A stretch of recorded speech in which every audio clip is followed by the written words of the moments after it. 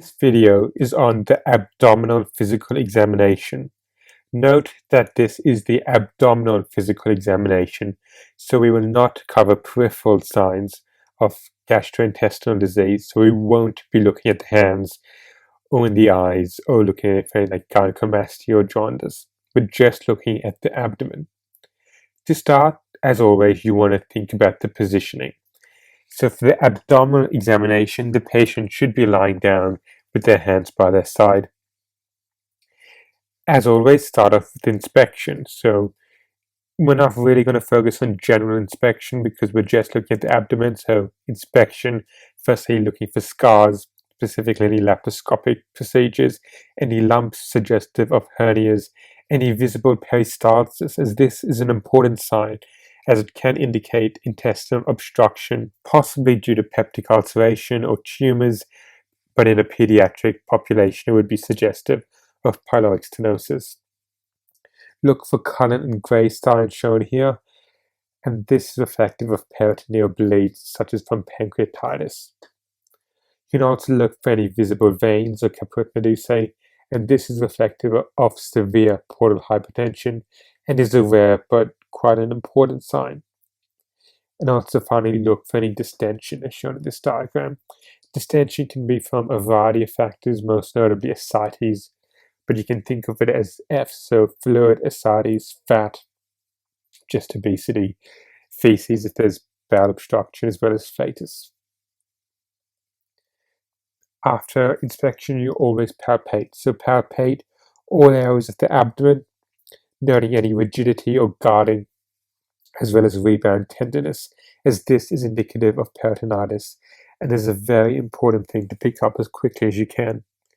Palpate for any masses or any pain in each area of the abdomen, and for differential diagnosis on abdominal pain or abdominal masses characterized on location, please see our previous posts.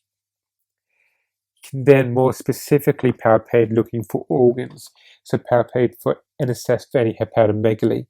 Hepatomegaly can be present in hepatocellular carcinoma or secondary hepatic tumors if it's metastases from somewhere, as well as infectious causes such as Epstein-Barr virus or EBV, hepatitis A and B, as well as infiltrative disorders such as sarcoidosis or amyloidosis.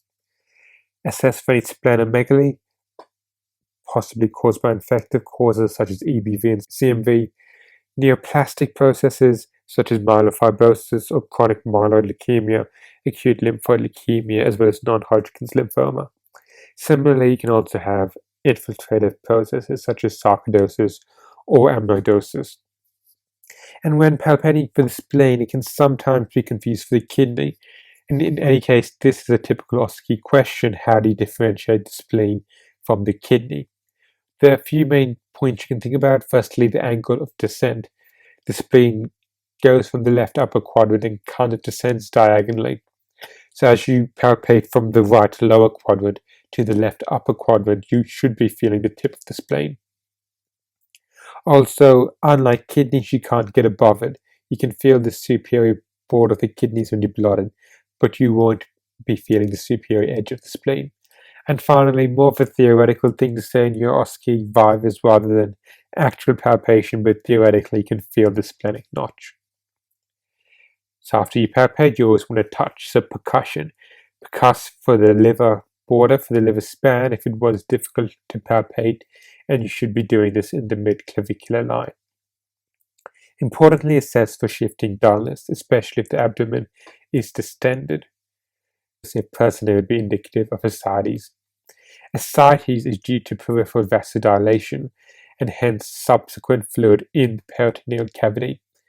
There are a variety of causes, but most commonly cirrhosis or cardiac failure. But it could also be due to hypoalbuminemia from nephrotic syndrome, or also rarely in pancreatitis. Finally, we've looked, we've felt, we've percussed, and now we're going to listen. So we're going to listen for bowel sounds. If they're not present, it could be indicative of a bowel obstruction. Also auscultate for any renal bruits. Thank you for watching. I hope you learned something. If you did, please tell a friend who may also find it useful.